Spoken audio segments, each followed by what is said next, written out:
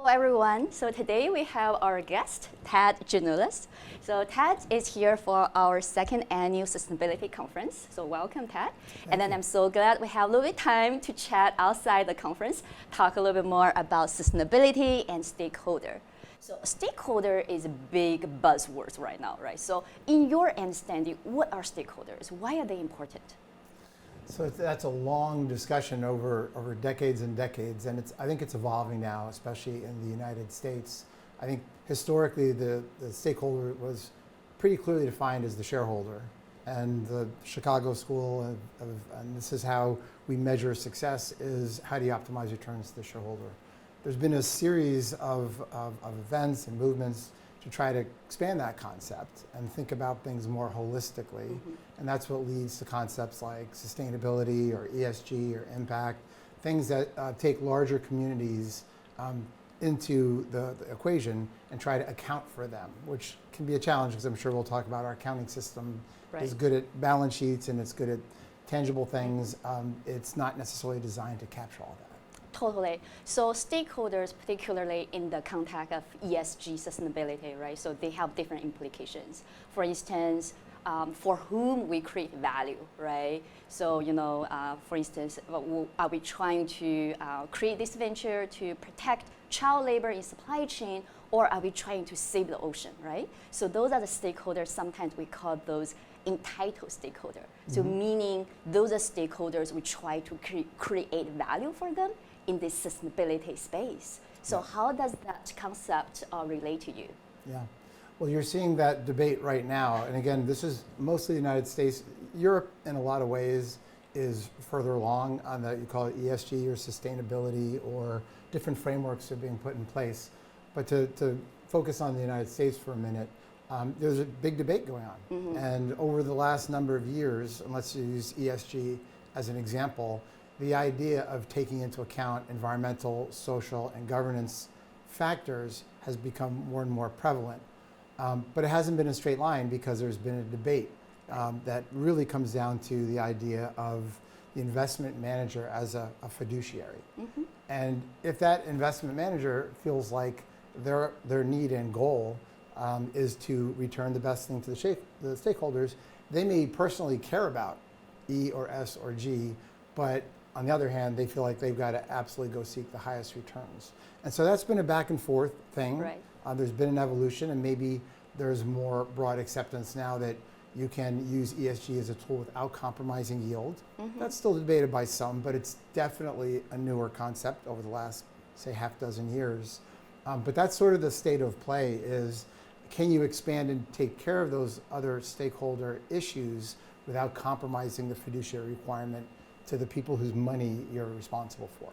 Right, so you mentioned about shareholders, right? So they invest in your venture or in a company for a good outcome on society or environment, right? Make a positive impact on sustainability. So on the one hand, we need to make sure, commercially, we give them a return so that they are encouraged continue to invest on that, right? To support this. So this is what we call it enfranchised stakeholder. So meaning those stakeholders who actually have the resources or the network that can help us to actually achieve these initiatives on sustainability or ESG initiatives, right? Yeah. So, but as you talk about, over the time, we see a misalignment in terms of who we can create value. So those stakeholders, we have resources, we have networks like investors, but meanwhile also we have the value distribution, for whom we want to create the value. So over time we see a misalignment. Those who actually have the resources, they want to do something, but meanwhile they might lack the information in terms of, okay, who are the persons, stakeholders, or communities we can actually help. So in your own company, in your own experience, have you seen any of those tensions or any of this dilemma? And do you have any suggestions or solutions? How can we make this alignment more streamlined, if we can? Absolutely, it's a great question. And I'll refer to a TEDx Boston talk I did, not to promote it, but just it's a sort of a little bit of a fuller explanation that we can't do here. But the core of it is, I break capital, in this case going to the oceans, in 3 different ways, unless you own a boat, and that's the 4th way the capital can go into the ocean. But with respect to the three, there's donors, and that could be a government, a philanthropy, it could be an individual, a multilateral. That's someone who gives capital and doesn't expect any financial return, but they expect you to be effective stewards of their contribution. On the other extreme, you have market-based investing. And that could be all across all the asset classes. That could be equities, it could be fixed income, it could be alternatives, venture capital. In this part, the investors don't expect any yield sacrifice or any impact component to reduce their yield. They want a full market yield. And if all those other good things happen around it, they love it, but they feel like they have to be there. That's the whole fiduciary thing. So to your point, it leaves this really big place in the middle. And sometimes it's called impact, sometimes it's called sustainable, sometimes it's called blended. Yep. But it's that area in the middle where a lot of the big important things happen. For instance, saving coral reefs would be an example of that. Right. Everybody wants healthy coral reefs for jobs, for opportunities to have tourism, for wave protection, all those things. But who's going to pay for it? Right. And so it may not be all the way on the donor side, but it may not be ready to investable on the market base. Right. So there's that area in that middle where how do you solve that? So you either have to find investors who will take less yield. Right. That would be the argument of saying, oh, come on, you're doing all these good things. Right. Why don't I want a 12% yield, but here's a 9% yield. That's a way to do that. Right. The other way to attack the middle is to pull from both sides and have donors de-risk a situation, whether it's coral reefs or a company or a startup, and de-risk it to the extent that someone can then come in and put market-based capital on top of it. That's what's called blended finance. And those areas in the middle, if you look at how fast the capital markets is building over here for things like oceans or climate, it needs help to do all the trillions that are needed. And the donors, as generous as they are, and it's increasing by the day, they can't fill that gap. So finding ways to use that catalytic donor capital, whether it's a country or an individual, so use that catalytically to free up and engage more market-based capital. That's, I think, the way I would respond to your question about how do we go at that. This is so insightful because we just put all the stakeholders, enfranchised stakeholder, in one basket. So they are not, right? So we have donors. They are pursuing different values. So they have different missions. And then we have others market-based. So we can't just put everyone in the one big basket. So probably we really need to sort them out and then look at what are the underlying motivation for them to invest in this space. I agree. And just finding a common language and vocabulary is hard. And I think that's one of the things that ESG is struggling with is, for starters, we should probably unbundle because environmental is different than social. And who doesn't want good governance? Oh, yeah. And by the way, that's been around. Totally different question. Yeah, so that's really been around, and the asset managers are really set up to tackle governance. But if you pull those apart and bundle them, you'll find that, especially in things like social, people won't even agree necessarily on how to measure it, what's important, is there actually an impact by having whatever, I'm not going to point out any particular thing, but just you can go through all the S things that are in various documents. But there's not even agreement necessarily on the definition of measurement, and that makes it an extra level of challenge to get consensus amongst your whole grid that you're working with. Right. Yeah, you're absolutely right. So ESG, some people say ESGP, we need to add political because a lot of issues are political related. So this ESG, they are so different across different countries, right? Yeah. So E, arguably, we kind of like reach agreement, carbon neutral is our goal, but then S, as you talk about, is so different. So now you travel to so many countries, right? So what are the differences of the stakeholders across different countries? You know, even the same donors, right? Same type of stakeholders. Do you see there are differences of donors across different countries? If so, what are the major differences? Yeah, that's another great question. It's so variable. Like, and just using the ocean lens for a minute. In the United States, there's clearly a donor community, and some of the big names in philanthropy are very active in that, which is fantastic. And those contributions can be 100 million plus. So it starts to really make a difference in terms of catalyzing things. The capital markets on that other end of the spectrum are developing, but more slowly. So we just did a survey of 16 blue economy funds. which are mostly geared towards earlier stage companies, which I know is a good fit because Kelley School is so into entrepreneurship. But those are definitely earlier stage companies that are being grown around the big ocean issues of the day. And that could be anything from fishing to transportation to aquaculture to decarbonization broadly. Yep. And all those things are generating a huge amount of entrepreneurship and support. Right. That is pretty consistent across Europe. In fact, Europe is probably ahead on that. Right. There's a lot going on in Asia, in developed Asia, but we're actually not as tuned into that. Right. It's a little bit separate, but we know it's happening. And there's actually less in the global south, although global south meaning not just Pacific island nations, but also island nations everywhere. Right. And so there's a lot more activity around that, often led by philanthropy, but you're seeing uplift in all of those. So the bottom line is Europe feels like it's more advanced in terms of pulling things together through EU programs like Blue Invest. But there's a lot going on now in North America as well. And there's absolutely things going on in Asia, but it's a little less connected to the groups that I just described. Right.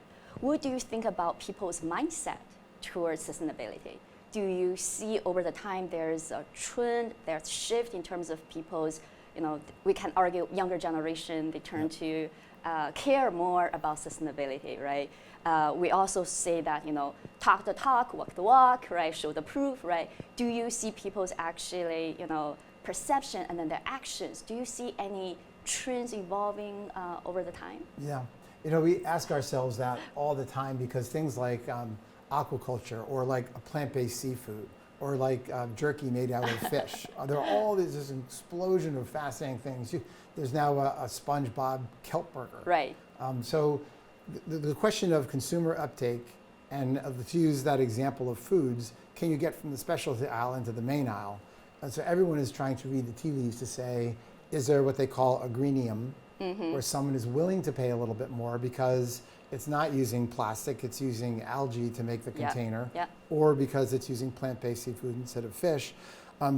There's a lot of research trying to figure out, are people willing to pay more? Right. And also, once they do it once, will they come back? Right. And I think my reaction to it is that it's evolving, and I do think you're right to point out the generational issue, but I still think there's a powerful, powerful anchor in pricing, especially when economic times aren't always the easiest, that people will still focus on price. So I think it's evolving in general, and there's more public awareness from things like Blue Planet 2 or My Octopus Teacher or National Geographic Does Whales. So I think those things are all helping, but I still think it's not as fast as a lot of people would like to see. Right, so in our stakeholder terminology, we call those primary stakeholder, like who's your customer, right? Can your customer actually drive you to be more sustainable? Or from upstream, who are your suppliers? Can your suppliers drive you to be more sustainable, or you actually need to watch out for your suppliers, make sure they are sustainable, right? So you see all the tensions about different stakeholders, where they are, their rationales, and then their different stand. If you take into consideration of globalization and then recently some deglobalization, a lot of the trends becomes even more complicated. They do. I'll give you an example of complication. So there are a couple of startups that want to use sailboats to transport goods that aren't going to spoil or whatever. So they pick things like coffee and wine, chocolate, and they map the trade routes, the trade winds. And so they say, if we do it this way, we'll be efficient. We can take these slower boats, but the carbon footprint will be great. And so I said to one of these companies, well, what about fashion and maybe blue jeans? Yes. I mean, things that really, or things that you could really, the fashion industry is looking for ways to improve what they're doing for sure. Right. And he said two things. One is fashion people care about speed. Yes. You got to get to Paris by this. Fast fashion. Now it's ultra fast, right? Talk about companies like Shein. So that's ultra fast. Ultra fast. And the other issue is that he said, do you know how many countries touch a pair of blue jeans? Oh, yeah. It's the button, it's the sewing, it's the material. Oh, and he said it would be so hard, back to this point about the supply chain, to map back and say, where is all this stuff coming from? Is it being produced responsibly? Getting the data for that, if you're pulling fibers from all over the place. Right. And that's a big issue now in sustainable fishing too, is like, can you track a fish Where from the the time it's shrimp caught from, all the way over here, because there's that Who well-known. help you prepare those? Yeah, and a lot that could be very labor intensive. Yeah, and so one of the things that happens is when you start thinking about these things, it gets, to your point, very, very complicated. So I think there's a balance there between, you know, let's not let the perfect be the enemy of the good. Yes. Let's get it directionally going. Yes. And over time, it will be refined.